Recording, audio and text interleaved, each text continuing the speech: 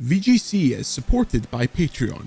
Check out patreon.com/videogameschronicle for more podcasts, ad-free browsing, and extra content. Thank you for your support.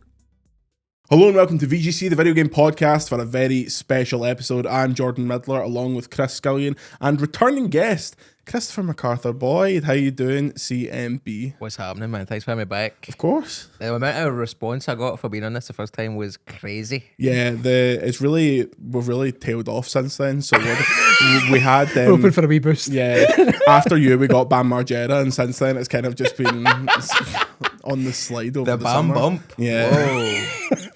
Yeah, the Bam Bump was weird because mid-interview I was like, this is obviously amazing for me because I'm such a big Bam Margera fan and such a big nerd for that era. And in the middle of it I was just like, I've heard every single one of these stories he's telling. He's got like his podcast stories locked and loaded, and I was like, you know, good on you. When your whole life is being asked like, you used to be so cool, man. Yeah. What happened? Like, you've got to keep them in the back of the head. But how's things with you? How was the Fringe?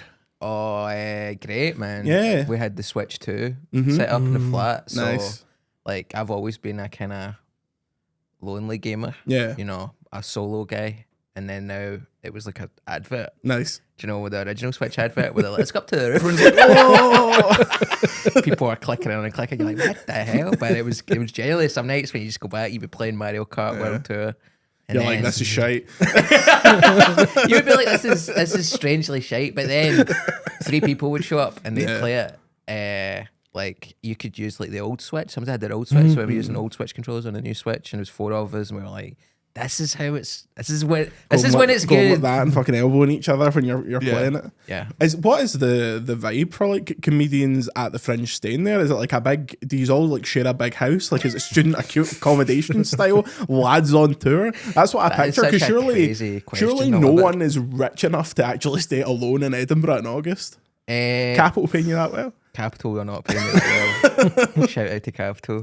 Shout out to GoPost Media. It depends really. Like the first couple of years at the Fringe, I was absolutely skint. So I was staying in Baillieston. Oh, nice. Comanche country. Yeah, and Glasgow, and then getting the 900 bus through. And then one year I was staying in Baillieston, but my tech was staying in Shettleston, which is further west. So she would like have to leave halfway through my show to get back because like it's so expensive to stay there. And then we got me, Roscoe, and Ed Knight, and a guy called Silksong, who's a really good comedian.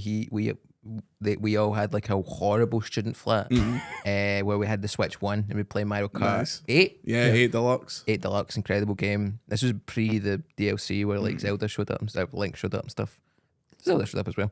And and we would play that. And then now things like the podcast games kind of changed things. So Mark Jennings has lots of fans who are like the Some Laugh crew. Yeah. So they got Some Gaff sorted. Oh, that's nice. Very clever. That's good. Yeah. So we get this like insane deal on like weird, modern, dystopian accommodation that's like for the extremely wealthy children of Chinese diplomats, I think. Nice, come on. And we stay in there with them, and it's awesome. I felt the same way when I recently visited Los Angeles for an unnamed game that was published by a large Korean firm, and the developers and the publishers stayed in the same hotel. So let me tell you, that hotel was very nice. Like, this is not somewhere that Pogs and journalists should be staying in. 100%. Like the window came up and it was literally like the Griffith Observatory in the Hollywood sign. And I was like, this is like your third house in GTA 5. Like when you started making a bit of money. When you've really compromised yourself. Yeah. See the one in 4 when you had to choose whether to kill Kanye West or the old man. And if you kill the Kanye West, you get like an incredible flat. Yeah. And if you kill the old man, you get nothing. That's a lesson.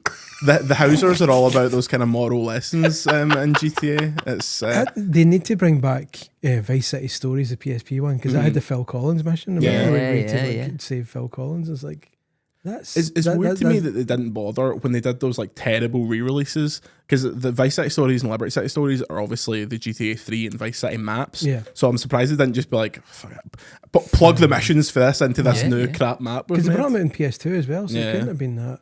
Here's me, the pro developer. No, I couldn't be that hard. Just patch it in. Rockstar are fucking lazy bastards, famously, so they're not up to much at the minute. Speaking of Nico Bellic, like that actually made me think today. I wrote a story. Your cousin earlier. Yeah, I was like, bat bowling maybe shoot some pigeons.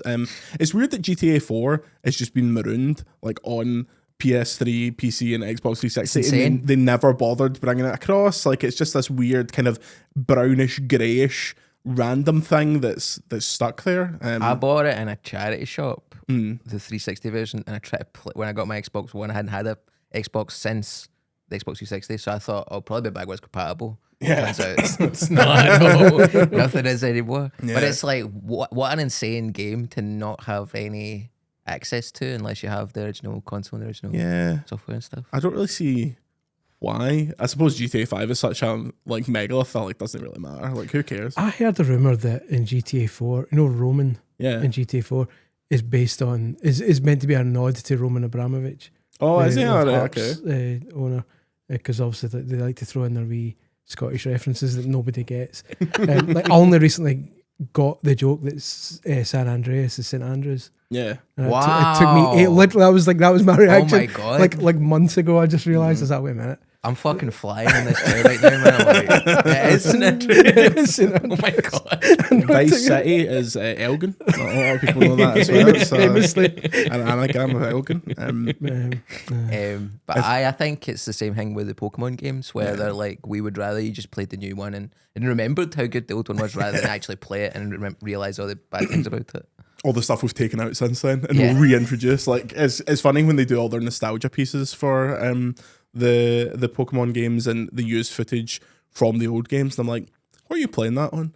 Where are you getting this footage of Gold and Silver from? Like, have you got a Chris Scullion style setup with running off an analog pocket? Yeah, different kind of. I mean, I don't think they'll ever bother bringing that stuff back because. Unless they were going to sell it, which obviously they would make a lot of money. It makes so much money, but it's all about like people investing in new ones. Yeah, the goal of Pokemon is to get new kids into Pokemon, and releasing these old ass looking games that were much harder and much more esoteric is not really the way to do it. Just for the record, when you say the Chris Scullion setup, you of course meant a legally bought Super Nintendo, Super Game Boy. Yes. That's not even being sarcastic. Like he has all the shit. Like he's not one of these people that just sits and downloads ISO files from dodgy websites. I don't even know what a ROM is. There was a great joy in like handheld consoles of. If you're like thumbing through like a bit of dialogue or something like that that's boring you to tears, just running your finger over the directional pad to just give you to stim essentially while you're playing this thing. Hell yes, man. But yeah, that's how I've been playing old Pokemon games. I've been playing Scarlet and Violet. I've also been playing Scarlet and Violet. Whereabouts are you? Are you playing it on Nintendo Switch too? Yes. Because people are saying it's basically a new game. Yeah. And it is. It's really nice. Yeah, there's lots of Pokemon on screen. There's not just like one Sunflora like going past at 3 frames a second. Couldn't believe the Sunflora bit because in the Switch 1 version, you need to become a Pied Piper of these sunflower guys to allow yourself to even fight the grass leader. You need to find all these wee guys and they follow you. And in the original one, it was like being followed by those guys for Doctor Who. They kind of the Weeping Angels. The Weeping Angels. They would just stutter and it was horrible. Now on the Switch 2, flawless. That was worth the money. Couldn't believe it. And the windmill. Yeah, exactly. That was actually the first in Artisan when we went to the Pokemon Company to play it pre-release. Joe, who runs Cerebi, like the big Pokemon wiki site, that was the first place he went to check it. And he said to the Pokemon Company, he was like, "You fixed it then?" And I was like, yeah, they did. Why did they put windmills in a game that couldn't handle windmill? I don't think windmills is like people say, "Oh, the big issue with graphics. Should you have like really hyper realistic? Should you have more stylized?" Nobody's like, "Should you be allowed to have a windmill?" Especially in a franchise where you could easily make the windmill stationary and put a wee sign on the door that says, "Oh, a Charizard crashed into it, it's no working," rather than just have it like seemingly be load bearing for the rest of the game. Back in the day, that's what they would have done, and then they would have had a million playground rumours on how to get the windmill working, exactly. And it was never originally intended to work. But you have to get Mew and how to use strength on the windmill. Yeah, exactly. Like yeah. What do you think about Scarlet and Violet, specifically with those really contemporary chat here, Scarlet and Violet? But you know, you have to do those gym challenges like the Sunflora thing and like roll on the big olive before you do the gym leader. Yeah. I thought, how great Smoliv, by the way. excellent. Evolves into He's small and he's an olive. yeah, into Dolov, who's a little doll size thing, Dolov. and then I refuse to accept Arbalova. these new Pokemon. The Bullshit. Smoliv could have been one of the original 150. It's such a pure concept. That's the thing. There are a few. Every generation they introduce a few where they're like, you could fit that into the first 2 gens and it would be all right. You'd probably get away with it. The Cole guy from Sword and Shield, Torkoal, I think his name is. Tor- he even has the fucking Gen 1 eyes. He does have Gen 1 eyes. That's a good point. Are you thinking of Roly-Coly? The one after Roly-Coly. Oh, right. Carkol, I think. Aye, Because Carkol. Torkoal is from Ruby and Sapphire, is the big turtle. Yeah, you're right. With the lava. It's all right. You're forgiven. I got my, I think he is kind of a turtle, the Cole guy, sort of. I think he'd be turtle adjacent, maybe. Yeah, he's a monster. He's a pocket killed monster. thousands. I love him. I felt that those gym challenges were padding in the sense that I'm turning up to this grass type gym with a Skeledirge that's like level 1,000,000, and you're like, okay, collect these Sunflora. It's like, well, if I let this Skeledirge out, it's going to destroy this town. Yeah. So why are you stopping me for sweeping the rest of the gyms? It reminded me of the anime a wee bit, I suppose. It's just you show up and you have to do a Yeah. task. But really, I mean, Sword and Shield had the best gym leaders, I think, because they were just so like, it just felt, they were like, this is the fucking battle country. This is Britain, where we play football, but it's actually fighting. And the music in Sword and Shield was unreal. I think the music, maybe it's because I'm from Galar in real life rather than Paldea, but I think the music and a lot of stuff was a wee bit a step down for Sword and Shield. But I like the open world. They were trying something. I like the music in Scarlet and Violet when you're on the last Pokemon and they're terrestrialized and it's like, and everyone's like hyped about it because at the Pokemon World Championship, they piped that music into the arena. Really? I was like, that's amazing. This is like, I'm actually here. I'm actually in it. That's unreal. The thing, like Sword and Shield were weird because a lot of them were like, okay, we're professional sports people, and then halfway through it's like, go down this 1 pixel street and fight this goth and our big brother, and then it's never mentioned again. They keep building up this like this town, and I was like, oh, is this going to be like a kind of this new lavender town? And it's literally like a forced perspective street that you just have to like walk down, can't explore, can't. It do was anything. like it was like Streets of Rage or something. Yeah, you had yeah. to go down sideways and it go that kind of flash and Scott Pilgrim versus the World type shit. But instead you do 1 fight and then they're like, okay. It was also the leader of that gym was like a punk singer, but they didn't have vocals or music, so it was really hard to convey the sounds he was making. More the music mime. was good, but it was all OST music. There was no actual. It was. They would strange. just put the lyrics up in like a little bubble underneath, and you had to like what's the cadence of these songs? Speaking of which, will they ever give the Pokemon all real cries? Or I is thought this they were just never going to happen. I thought they were going to do it because in the 3DS they gave Pikachu its cry, and I was like, okay, maybe they're working on this and they'll just add them in batches. Like we'll get the first load, and then. But first of all, it's a load of voice actors to pay. Second of all, I'm not super au fait with the current anime. Like I've watched a bit of Horizons, but not like tons of it. It made sense in the first season because the first season is like, we will meet every Pokemon by the end of this, so we have to voice all of them. If they had just done it then and got them all sorted in the bag. I just think, like, can they not, like, if Sonic changes his voice every 2 minutes, can they not just get one guy to just stand there and go, Trubbish? And, like, just People would just get say, like, annoyed, Trubbish. See, that'd it's be so fine. frustrating. Like, and they're like, here's Gen 9 or whatever, and then you throw a Pokemon, and it goes, and you're like, that's shite. That's a Game Boy. When Starmie comes out of someone's like, you're like, that's literally 11 things never made that noise, and it's like that was a calculator having a stroke. Junichi Masuda off his head listening to Gabber, just like, nah, that's fine, we need to get this in. You're familiar with Gabber, the music, Like hardstyle. have you ever heard the story that the Red and Green were so delayed that Junichi Masuda and Satoshi Tajiri stayed up for like 3 weeks straight, blaring Gabber, like finishing the games? Piled up. I'm not going to say, considering they're Japanese, I very much doubt it. That is so interesting. I was reading a book recently called Jap Rock Sampler about the history of psychedelic rock in Japan. And like, even if your name was called like Acid Casualty, You'd be like, I wouldn't even smoke a cigarette, man. That weed to the devil stuff. And I would have like long hair and like big bell-bottom trousers and like 12-minute guitar solos that are all flanged out, but they're like, we don't smoke weed. That would be an absolute dishonor. The voices for Pokemon have got totally off the rails though. Like during the Sun and Moon anime era, they have the Ultra Beasts. So like your Bellisiphon and your interplanetary aliens. Yeah, they're not Pokemon, they're Ultra Beasts. They come from a different dimension. Can't catch them with Pokeballs. You need Beast Balls. Yeah. As we discussed in the previous episode, I've met a few Ultra Beasts. Yeah, exactly. Stakataka, who's like a Minecraft character, but they eventually made it to the anime, and Guzzlord, who's like this big massive ball, this big ball of demonic energy, he came out of the Beast Ball and he went, ah! Really? That was his cry? That's his cry. It's unbelievable. It's just a man going, ah! That's fucked. He's so terrifying. So that's why they could never do it. Because Yeah. I mean, it would be so much fun. That would be the voice actor's dream if you were just given a picture of a Pokemon and you're like, okay, make the voice. Like, did the original voice actress of Goldeen intend to make her sound so sexy? That's the question. Reminiscing to some great days. Just thinking back to Gold. I thought Golden was Goldeen. I mean, Goldeen. yeah, exactly. Like some kind of fair maiden in a tower that needs to be rescued. She was that generation's Cadbury's Caramel Rabbit. Basically, all the kids were into. Wee honey.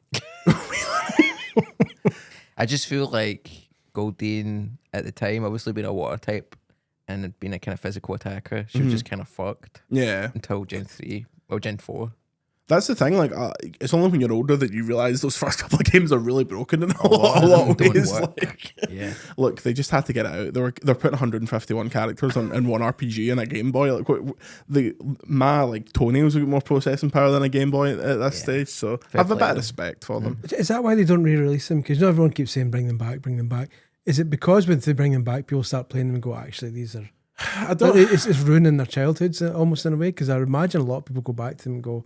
Because they're in their head, each generation feels kind of the same. Yeah. But it's like that step back. It's like when you go back and play GoldenEye, in your head, analog controls have been the same all the time. You go back and play GoldenEye, and I can't even shoot the wee lock. You're expecting it to control like Modern Warfare. I know, Warfare. it plays the analog stick's awful.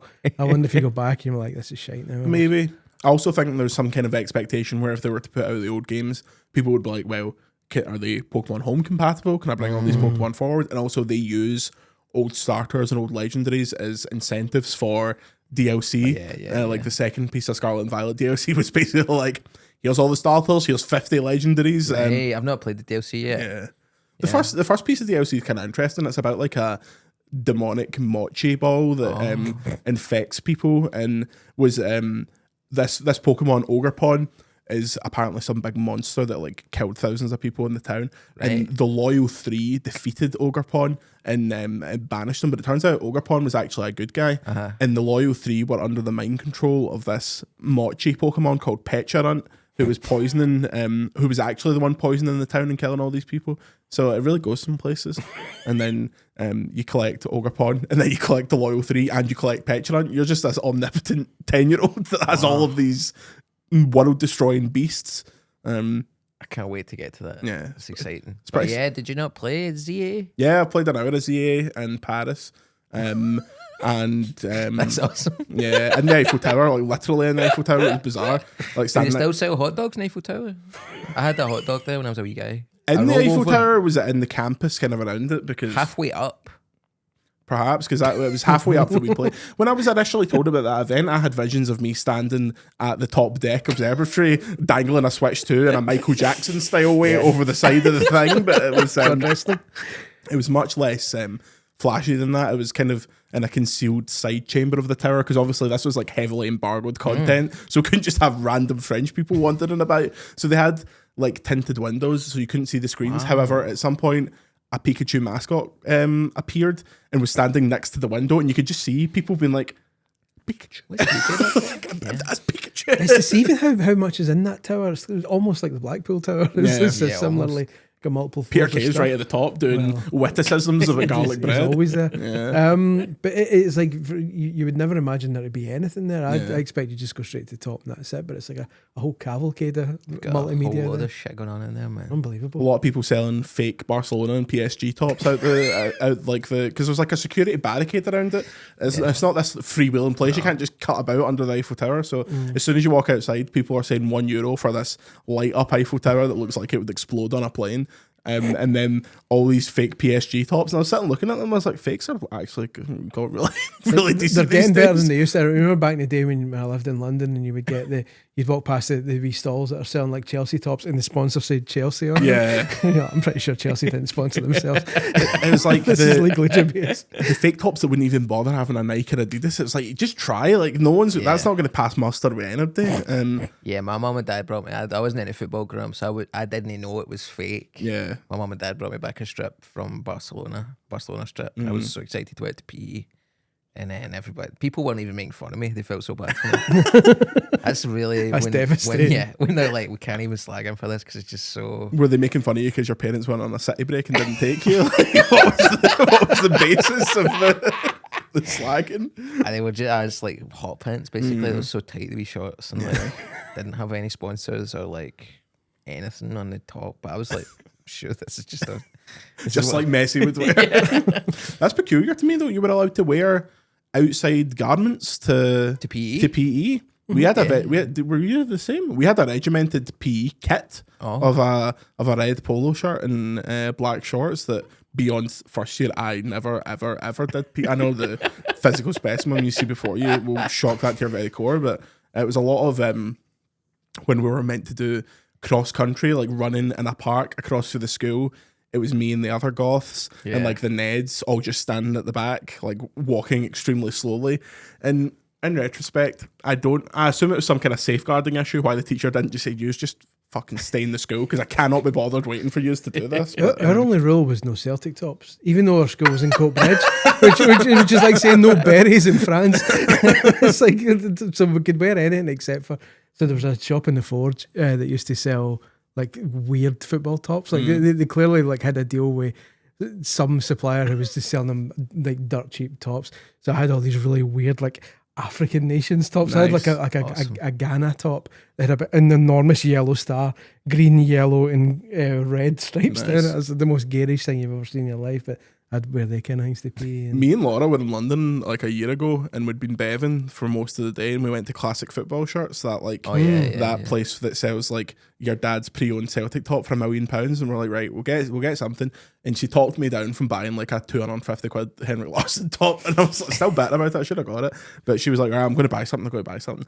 Half bevved up, so she bought an Ethiopia home top, and we completely forgot about it until we got home, and then she was like, what the fuck is this? Pulled it out, and now we're big Ethiopia fans in the Midler Hayes household. So I went to one of them in Tokyo, one of the football shirt things. The classic They were just full of, understandably full of Nakamura Celtic tops. I couldn't believe how many Celtic tops were there. And It's then amazing, someone isn't told it? me, there's a big Japanese movement in Celtic just now. I was like, wow. to the point where for a while we were basically just signing Japanese players as like a marketing stunt. Like, it was unbelievable. We're lucky that a few of them have become like icons of the team, but Well, it's funny because when I was at Gamescom there, I spoke to Suda 51 again, and I gave him a Celtic top years and years ago.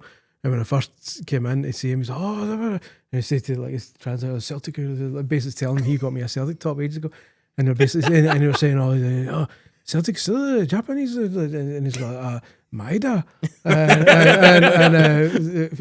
there's like going through all the names. There's like Japan does know, like they've Celtic's kind of big. because Nakamura was a real cultural icon over there. Like, there's I sent it to you, but one of the, I think is it an ISS soccer game that the cover of it is just like half of his face, like it's a Mission Football Kingdom. Oh yeah, Wow. it's like a Mission Impossible poster or something like that. Like, it's entirely focused on him. It could have been about anything, but yeah, some boy. When I look at classic football shirts and stuff like that, I'm like, I want to buy these to wear to Seven Aside. Can you do me like is there a range that are like not pristine? And I bought a Celtic top that on it was like, it's perfect apart from the Carlin sponsors falling off because it's made of some kind of foam or something. And I was like, whoa, you know, that's fine. I bought it, it arrived, and I basically just touched the Carlin and it exploded off the top, but it was pristine otherwise. I was like, this is perfect. I don't want to advertise are they defunct? A maybe now defunct beer brand? Yeah, you do see them a lot. No, wait, I was just in the Netherlands. And Are they still kicking the ball over there? over there, they're thriving. I feel like I feel like gigs were kind of the home of Carling Academy, obviously, but I feel like gigs were the home of Carling for a while. Whereas I was at Ethel Kane the other night, and it was all exactly the type of beer you would expect to be stocked at Ethel Kane. Were they people drinking Cruz Campo? It was like your Innocent Gun adjacent. It's not even like the normal one. Like this is an Innocent Gun impersonator. Wow. I just tried to get a normal juice. And they're like, "Do you want a Rockstar?" And I was like, "Usually yes, but like I kind of want a Pepsi Max here. Is that like not available?" I was just like, "This is."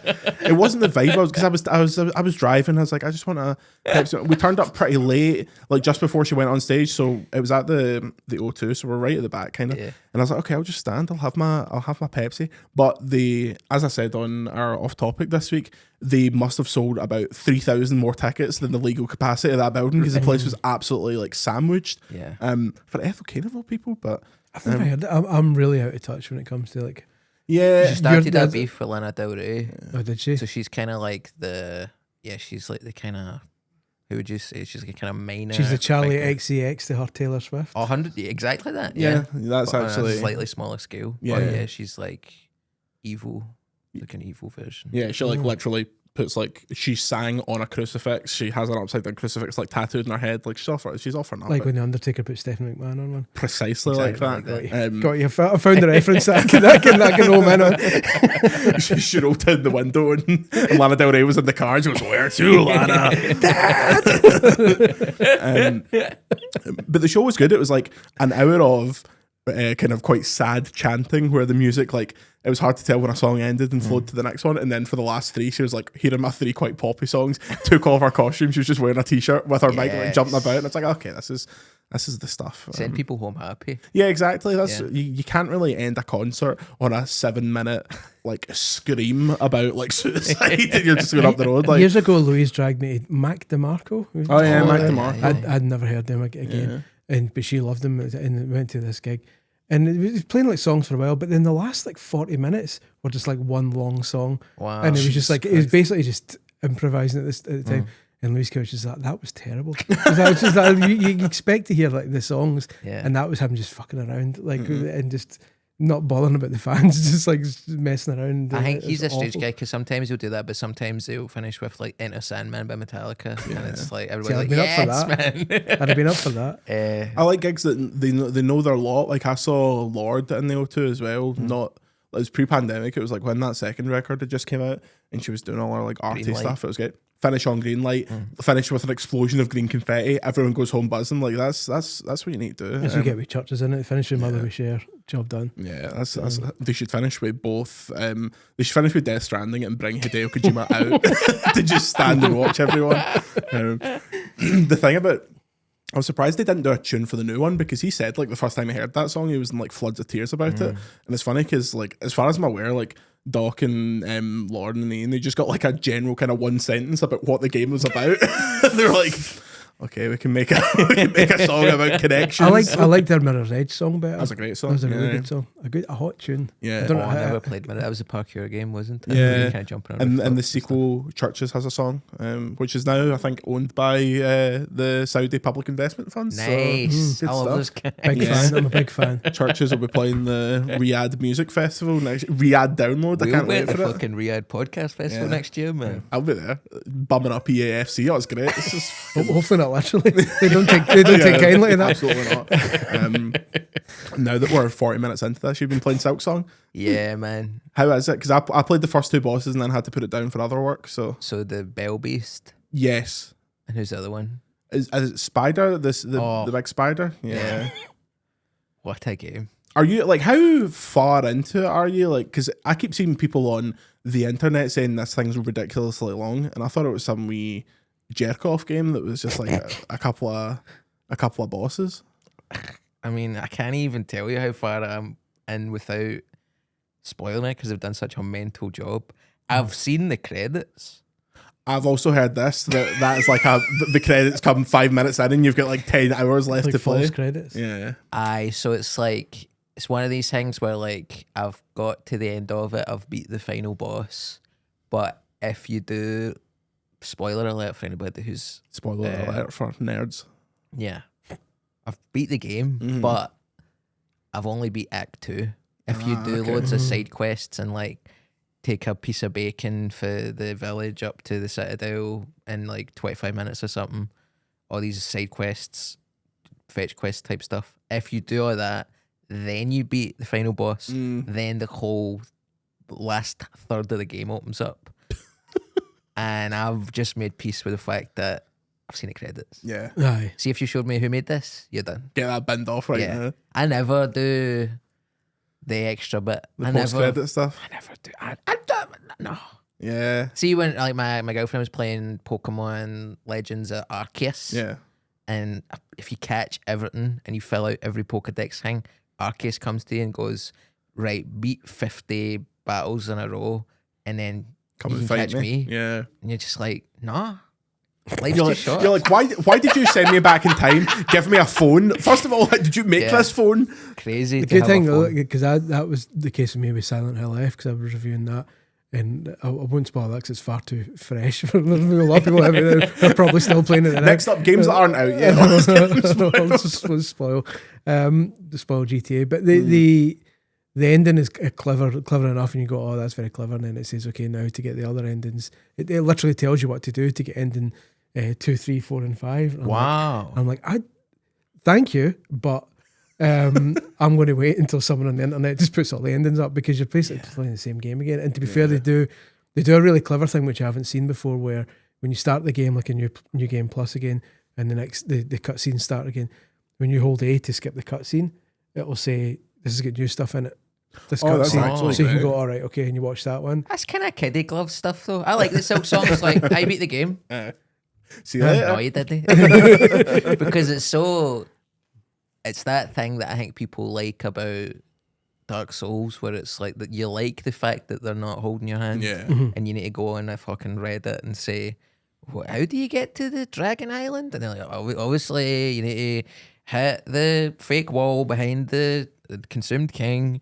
And You then need to do this pick emote up in front of this statue, Yeah, you like- go back to the dungeon and you see people sitting down, so you sit down next to them, and then you get transported to the Island of the Dragons, and you're like, If you ever want to know what it's like playing a game with no hands, no feet, and no eyeballs, like try reviewing a From Software game, because it's just like you get to a certain point where you're like, there's this myth that when From sends their games out for review, they send these big like PDFs with like all the information and stuff like that. What those usually are like, here's the first 2 bosses of the game.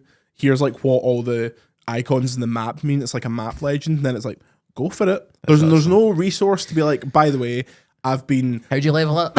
wandering about for about 40 hours here. Like, you have to either hope that someone else that's reviewing it texts you and goes, what the fuck are you supposed to do here? Or Someone at some point needs to explain the world of review guides, because it's an interesting world that people aren't aware of. It's like, when you get the review, a lot of companies will send you a review guide. It's basically a PDF telling you stuff you need to know beforehand.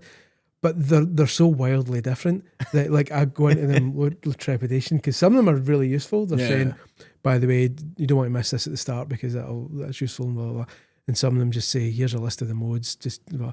But then you'll get one like Capcom for a while used to say, in your review, it'd be nice if you didn't spoil the ending where this happens. And you're like, I've not even started playing it yet, you dick. And then I know how it ends.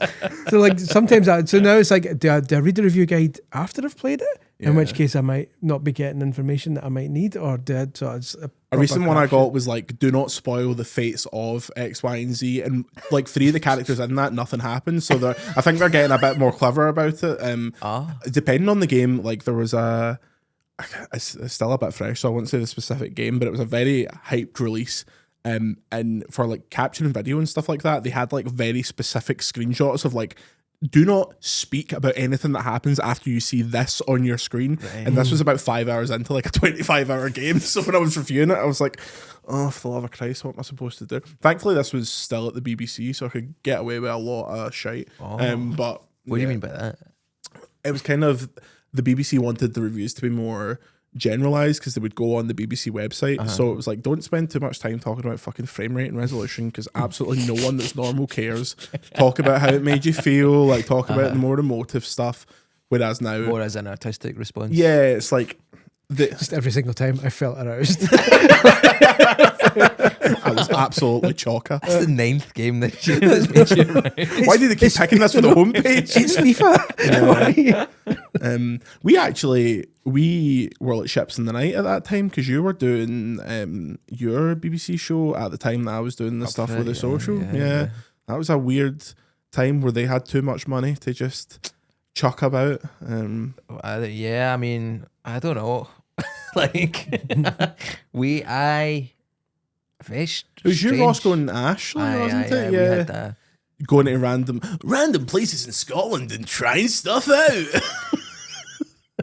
I think it was supposed to be like a rip-off of Taskmaster, but I'd never seen Taskmaster, and neither had anybody else who'd worked on it. So we were just kind of going off of rumours we'd heard about a new popular show.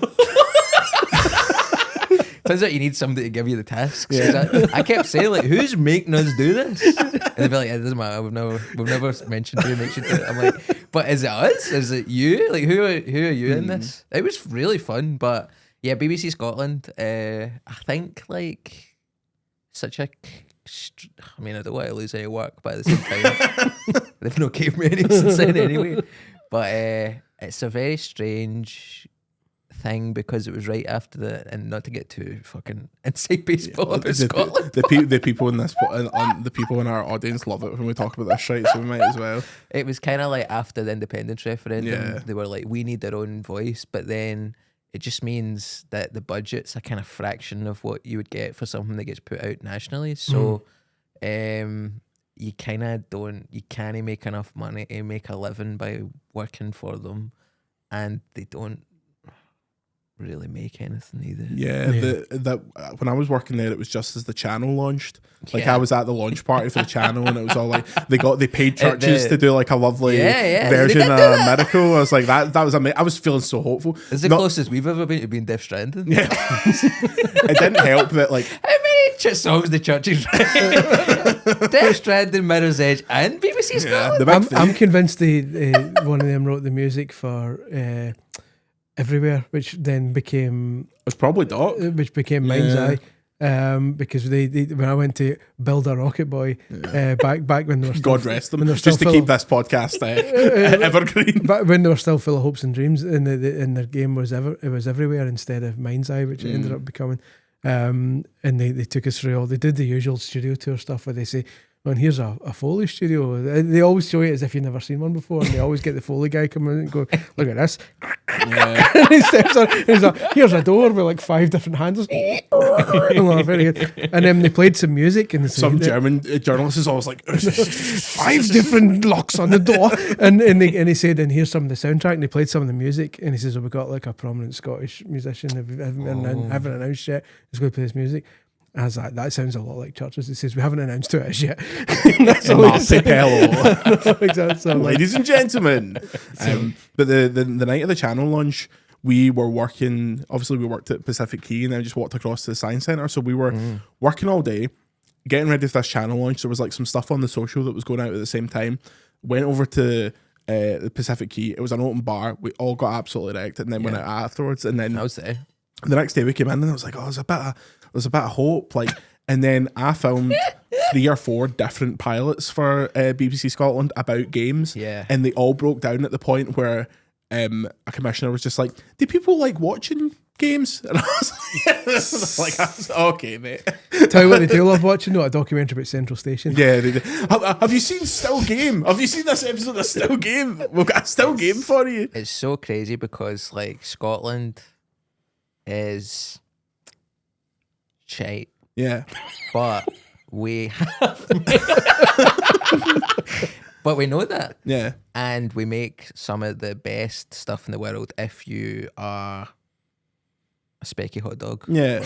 We've punched Grand Theft Auto. Yeah. Fucking Superman sometimes. Batman sometimes. All these incredible geeky things. But then you take this world class stuff. Yeah.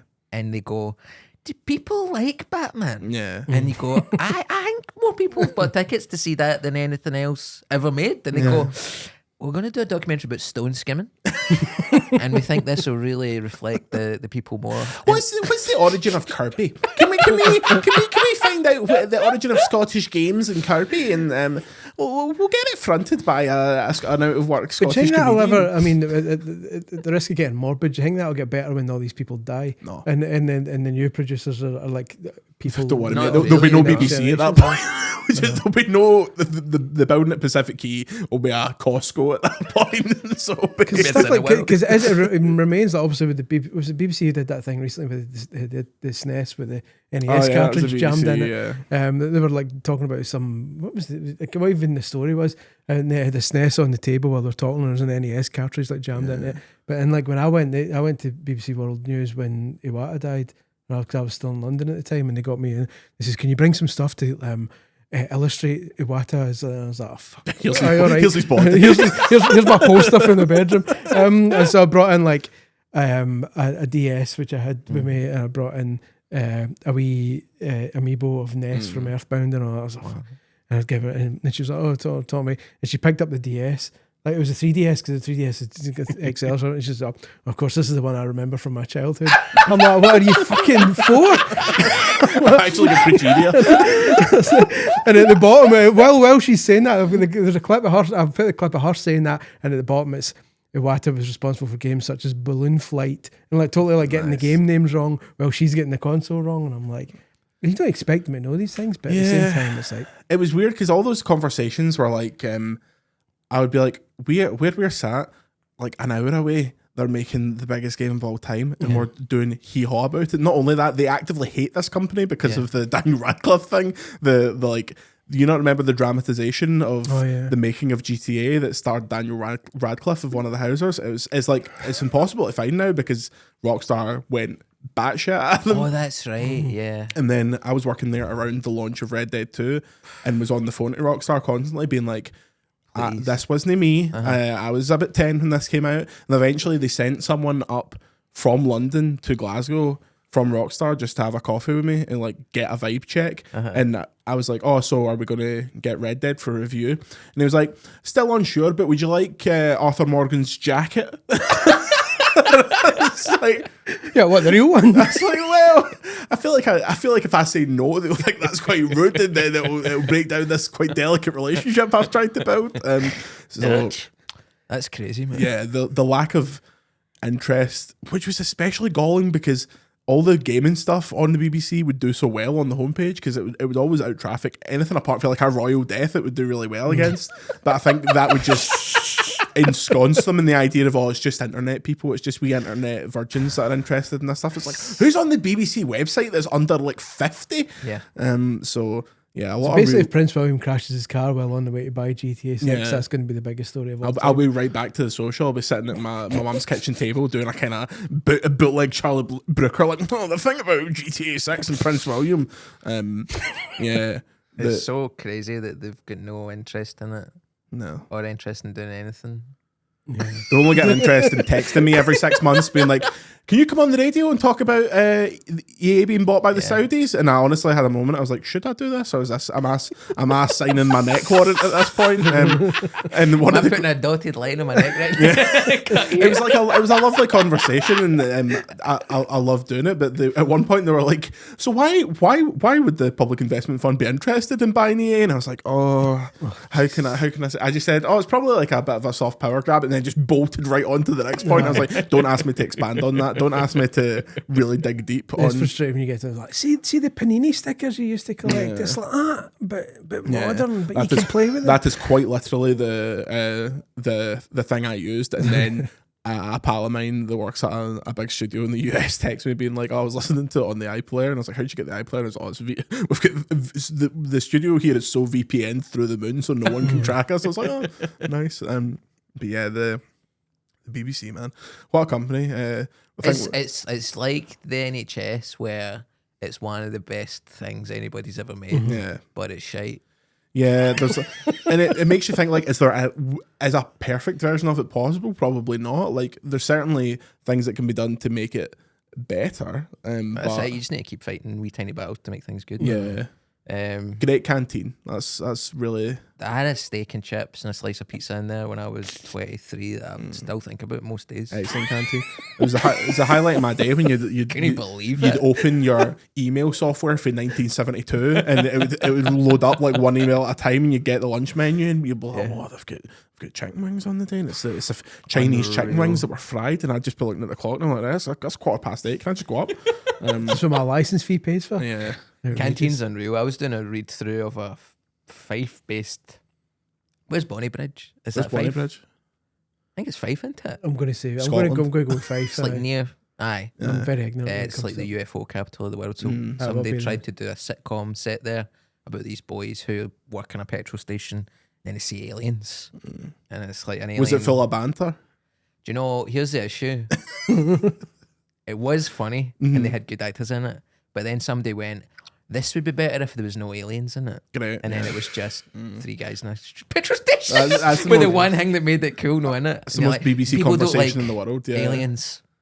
We can't afford the spaceship. Can't afford the aliens. What if it was just set in Glasgow? And what if everyone spoke with a Glasgow accent? And Can't afford the petrol station. What if three guys just existed in an abyssal zone? Would that be cool? Yeah. You could just have like kind of gradient in the background of grey. they want it to be like fucking Waiting for Godot, but like set in like campus You're slang. funny. I'm not funny. You're a pure man pop plump head, man. Yeah. So Man, I want to die. I hate being Scottish. no, it's class. It really is. I'd rather be Scottish than anything else, but that doesn't make me detest a lot of it anymore. I still get oddly proud though, like stuff like when it's New Year. When there's flags up on the lamppost. Exactly. When once I put my paint pot down, I go home. Now when it's New Year and they do the bagpipe stuff and they play the. It used to be what's his name? They used to do all the Hogmanay. Oh, the tiddly, Aye. yeah. Fell and Alley was that? Yeah. And they obviously pass the torch down after a while. And it's like I still get quite like proud and emotional watching that, but then every other time I'm like not interested. It's weird that the New Year does something to me where it's like that thing lost the glamour to me when I found out that they filmed that on like the 29th in the Pacific Key at like 5 in. So That's when it's in like September. What is it? Well, it's really lost it for me. It's like now they film it. It will be filmed now. How long until you're doing that? How long until you're the Jackie Bird of I'm aiming Scotland? for 2.5 years somehow. Yeah. We're going to film it in August. We're going to take the fringe off to film it in 2028 or something. Yeah. I mean, you'll know something's up when you watch Jules Holland's Hootenanny this New Year and David Lynch is in the crowd. Nelson Mandela's sitting there. God. But yeah. It's always a really, like, when the Hootenanny gets put on, I always think, maybe I don't want to make it to next year, so I don't have to watch this again. Watch Jim Moyer, who's apparently decided to rebrand himself exclusively for the Hootenanny. I'm like, you're fucking Vic Reeves, mate. Like, what are you playing at? Listening to him, watching him watch fucking boogie woogie saxophone while Ray, nothing against her, sings. And I'm like, this isn't worth it. I'd love just once on Jules Holland when one of the acts is performing and when Jules comes down, sits next to the piano, goes, if they could get key, just not. Like, cause like this is my moment. Don't make it about you, Jules. He got like a ruler and just fucking cracked him in the Close the lid on the piano keys. Sorry. I won't do it again. Crazy Wonderful. Right. Coming up next, judges. Death Stranding. Dale Kojima comes down on a cross. Kojima goes, I prefer the Mirror's Edge one. Yeah. Before we take this to Patreon, where we'll really get off topic, because this has been very games adjacent, would you like to pitch your current tour and current available tickets? I am going to tour next year in Glasgow, Edinburgh, Dundee, Shetland, Bristol, London, Manchester, Birmingham. Are you finding this out in real time? It's written on the roof. I'm trying to, but basically I'm going on a big tour next year. I'm going everywhere. Dublin, Cork, Belfast. As you know, at Londonderry. No, Liverpool. Oh no. I was last night. I was walking back. I was gigging in Edinburgh. Got the train back to Queen Street, and I decided to walk to Partick. At like 11 p.m. and it was great for almost the whole time. Then a guy came out of nowhere and like wrapped his arms around me like a squid. And he went, "Excuse me, mate, you know where you can take me to get a taxi?" And I was like, you're going the wrong way. You're walking towards the university. You want to go up towards Great Western. Decided I'd walk him up. And then he was like, I was just talking to him for a while, and he went, "You're a good boy." And he went, "Did detect a little bit of the Celtic in you?" And I went, "Well, I'm kind of like neither." Surely you've been indoctrinated at this point, hanging about with Frankie and Susie. No, so much. but it's just that way where you're next to such a strong dose of it that you actually realise that you're not. Like, is this a trap? Is he going to say, "Well, I'm Rangers," and stab you? I was kind of trying. It's that way we kind of need to do that strange dance because his name was Jarlath, which is a pretty Irish name. Yeah. I was like, all right, but then he was from Armagh, and he was like, oh yeah, Belfast, great. Dublin, fucking horrible place. And I was like, okay, doesn't like Ireland. And then he was pretty drunk. You're doing like Obra Dinn for sectarianisms. It's one of the best and worst things about Glasgow is that everyone will just come and talk to you, like, because you don't get it in Edinburgh, you didn't get it in London. People just come and, like my brother, one of my favourite stories my brother ever told me was he was getting the train back from Queen Street to Coatbridge once, and this guy, drunk guy, came and sat next to him because my brother had big dreadlocks at one point, very cultural appropriation. And the guy sat next to him, "Hey, I'm sitting next to you, pal." And he'd always go, "Oh, you look like Bob Marley, you look like the Predator, blah, blah, blah." And then so he went through all that. And then the guy started, "Do you know what they call me in the pub? Do you know what they call me, pal?" My brother's like, "I don't know what's up. They call me Peshy Elvis." I'm like, and I was like, "Did you not ask any more? Like, beyond that, like, does that mean you look nothing like Elvis, therefore you're a pishy Elvis, or do you sing Elvis songs that are pish, or do you look a bit like Elvis and stink Like a a pish?" fish? I think that's the last one. You think for so? Sure. Yeah. My equivalent of that Celtic Rangers fan story is I was in Helensburgh once because a neighbour worked over there at like Faslane. Oh no, she was a police officer, but she was stationed in Faslane. So me, her son, and a few of the other like kids of the street went to Helensburgh just to see what it was like, going the amusements and stuff like that. Good ice cream, great missiles. Such good ice cream that Nuclear weapons there are badass. we were walking down the kind of promenade area. I had an ice cream, just fresh out the tub. Yeah. Barely, it was like a picture of an ice cream. It was so beautiful. This old man walks towards us, grabs me by the wrist, harder than I've ever been grabbed by the wrist in my entire life. And he went, "I'm a Celtic supporter," licked my ice cream while it was in my hand. And I was just stood there dumbfounded. And then he went, "I'm a Rangers supporter," and walked away. And I was just like, covering both bases just in case. astounded. That's a smart man. That's an astute man. It was like in real time. I was like, I'm going to remember this for the rest of my life. And all my pals were just like, didn't know what to do, so they all just kind of stood there like ice cream. So I was like, "What's just happened to me?" And they're like, "Oh, that was weird." Just say fucking weird shit to just. If that happened avoid them now, that only. fucking knocked him out. It's actually quite deep when you think about it, because before he licked the ice cream, he was a Celtic supporter. Yeah. And then when he did you personal wrong, he Yeah. became a Rangers supporter. I think I was probably wearing Celtic trackies or something, and he thought, "Okay, I'll bridge the cultural gap here." Yeah, And until I've got his ice cream, then I'll tell him the truth. yeah. I was sitting next to an old woman on the bus about 12 years ago, and she said to me, "I like Coca-Cola and Adolf Hitler." Oh, God rest her. In that order. I was like, all right, cool. Well, Hard to know what to say. Anyway, I'm on tour and shit. yeah. If you're a Howling Rangers at the moon. supporter, a Celtic supporter, you like Coca-Cola or Adolf Hitler, Christopher Macarthur-Boyd. And Howling I've at got the a moon. special on YouTube, on the Some Laugh YouTube page called Scary Times. Which is excellent. Thank you It's very much. It's very funny. That was recorded at the Pavilion Oh. in Where Glasgow. Jimmy Cranky fell to her death. God rest Exactly her. where she plummeted. Yeah. But hey, Where Ian had to run up and revive her like it was Battlefield or something like that. yeah, the Pavilion had a pure reputation as being like the pure cranky Jim Davidson. All the good guys. All my heroes. I've shown you that photo before of Jimmy Cranky getting... the Crankies and John Barrowman Yes. all standing around a ship's wheel, and it really looks like they're holding a big giant knob. That's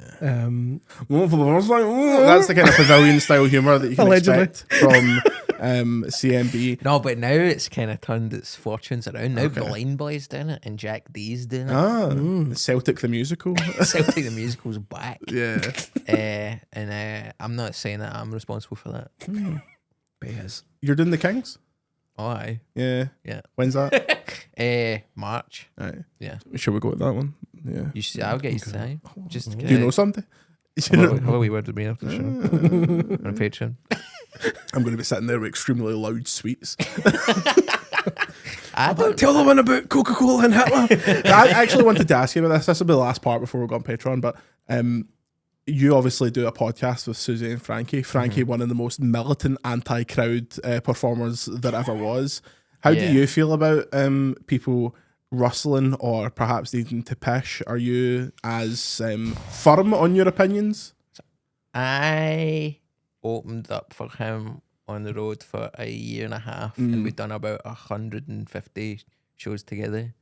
And some of his peccadillos have transferred to me, and naturally. now, someone opens a big bag of minstrels in the front row, and I start shaking a wee bit. But like, I mean, it's just, it has to be like extreme stuff for me to like. And it's like, like when I was doing Belfast, we'd done it, and I will go back to that venue. Like, please delete this bit when I'm slagging off the venue. When we were doing Belfast, it's set up and kind of raked seating. Yeah. But it was a weekend crowd for a stand-up show, so it was kind of like people were really drinking hard. And like, so at one point, 12 people got up to pee mid-show, and I went, we're going to have a piss amnesty. And just everybody needs to pee, go now. And I'll kill time, and then you can come back. And once everybody's back, I'll finish the show. People didn't even respect the amnesty. And that was when I was radicalized. Not like the Irish. Frankie was right. But I love, obviously, like, he's probably the best comedian post Billy Connolly in the country, maybe. And like, he's like a hero, he's a good pal of mine, but like, I did feel it was sometimes, Frankie, they sell the wine gums at the theatre. So I don't know what you want these but people are you to do getting with a cut of that? gums. Surely you're not getting 50p off every bag of them like that. The So business is so corrupt. fuck them. Frankie Boyle, star of Grand Theft Auto 4, The Ballad of Gay Tony, bringing it all back round. Crazy to know somebody who's in Grand Theft Auto. Honestly. You just need to befriend Phil Collins and then you got a couple. I was listening to a video games podcast, not to put your competitors on. Can't believe They it. were probably shite, most of them are. Who Can't was believe it? it. I'll insert credit. Yeah, it sounds shite. I love it. I listen every week. I really enjoy it. And they were saying that Phil Collins is doing a documentary using, what is he called? Machinima? Machinima, yeah. They're making really? in Grand Theft Auto, so they're doing his life story using the model from the Phil Collins appearance in Vice City That's really weird, stories. isn't They might have been kidding on. I was don't about to really say, have that a feels sense like of something we would have heard about as hardened newsmen, but also at this point my brain is so kind of calloused that no new information can penetrate it. I do feel like I have a crust over my brain sometimes, and I would just love to get a wee toffee hammer and just and let it go out my ear. You go too far and suddenly you're speaking French. Yeah. You're like Buzz Lightyear, you're flipped onto Spanish. Bonjour. If you've been flipped onto Spanish, consider checking out patreon.com/Video Games Chronicle for the second part of this epic saga of a podcast. We will talk about another video game. Yeah, what video game, who can say? Probably GTA 4. Madden. Yeah, but we've got the Patreon people have a lot of questions for you, Chris, so we're gonna we're gonna get onto that. But until then, for you freeloaders on the free feed, say goodbye, Scullion. Goodbye, Scully. Say goodbye, CMB. Well, how did you say? Bonsoir. There you go. That's good. Give us money, patreon.com/Video Games Chronicle, and we'll see you later.